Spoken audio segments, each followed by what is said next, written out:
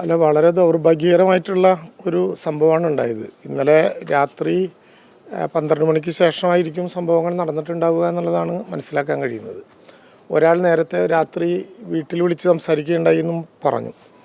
സ്വാഭാവികമായിട്ടും പോലീസ് പ്രാഥമിക നിഗമനത്തിൽ എത്തിച്ചേർന്നിട്ടുണ്ട്. എല്ലാവർക്കും ധാരണയുള്ളതുപോലെ ആൻ്റണി കിടക്കുന്ന അതേ പൊസിഷനിലാണ്. അയാളുടെ തലയ്ക്കാണ് അടിയേറ്റിട്ടുള്ളത്.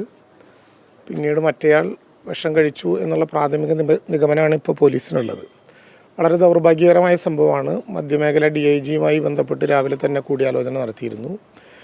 ASP മേൽനോട്ടം വഹിക്കും, മണ്ണുത്തി CA ആയിരിക്കും അന്വേഷണ ഉദ്യോഗസ്ഥൻ.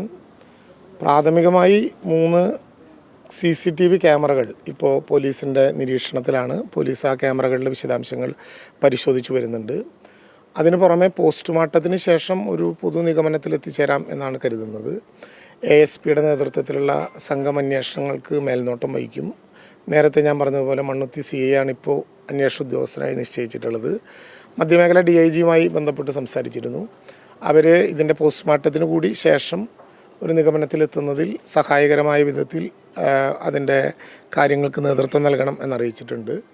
ഇവിടെ സാധാരണ നിലയിലിപ്പോൾ ഈ നമ്മുടെ യൂണിവേഴ്സിറ്റിക്കകത്ത് പ്രവർത്തിച്ചു കൊണ്ടിരിക്കുന്ന വെള്ളാനിക്കര സർവീസ് സഹകരണ ബാങ്കിൻ്റെ റിനോവേഷൻ നടപടികൾ നടന്നുകൊണ്ടിരിക്കുന്ന ഒരു ഘട്ടമായതുകൊണ്ടാണ് 2 പേരെ താൽക്കാലികമായിട്ടിപ്പോൾ നിയമിച്ചിരുന്നത്. നേരത്തെ ഒരാളെ സാധാരണ സെക്യൂരിറ്റി വൈകുന്നേരം ഉണ്ടാകാറുള്ളൂ. ഇപ്പോൾ ഈ പ്രവർത്തനങ്ങൾ കൂടി ഉള്ളതുകൊണ്ട് 2 ആളെയാണ് വെച്ചിട്ടുള്ളത്. 2 പേരും ഒരേ പ്രദേശത്തുകാരാണ്. 50 വീട്ടിൻ്റെ വ്യത്യാസമേ അവർ തമ്മിലുള്ള താമസത്തിലുള്ളൂ.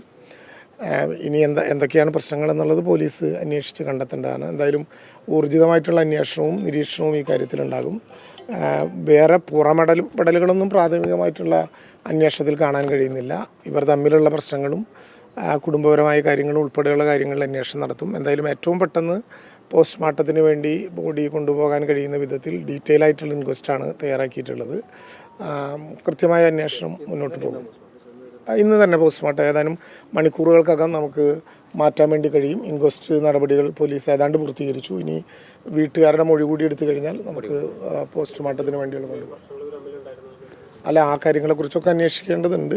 ചില കാര്യങ്ങൾ കേൾക്കുന്നുണ്ട്. പക്ഷേ പോലീസ് കൃത്യമായ ഒരു നിഗമനത്തിലെത്തുന്നതിന് മുമ്പ് ഏതെങ്കിലും വിധത്തിലുള്ള അഭിപ്രായ പ്രകടനങ്ങൾ നടത്തുന്നില്ല. അതുതന്നെയായിരിക്കും പ്രധാനപ്പെട്ട പ്രശ്നങ്ങളിലേക്ക് പോകാനുള്ള കാരണം എന്നാണ് പ്രാഥമികമായി തോന്നുന്നത്.